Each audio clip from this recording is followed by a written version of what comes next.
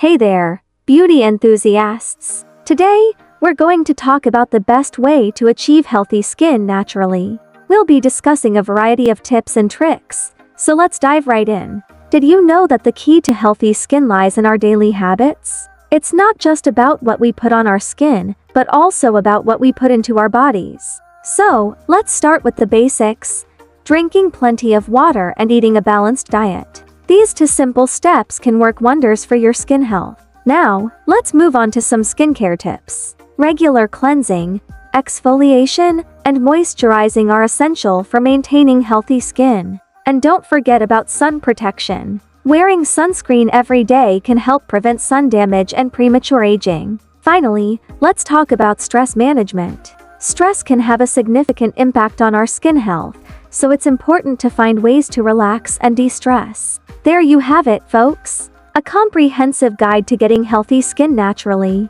Remember, these tips are not a one-size-fits-all solution, but they can be a great starting point for your skincare journey. Thanks for tuning in, and if you found this video helpful, please give it a thumbs up and don't forget to subscribe for more beauty tips and tricks. Until next time, stay beautiful.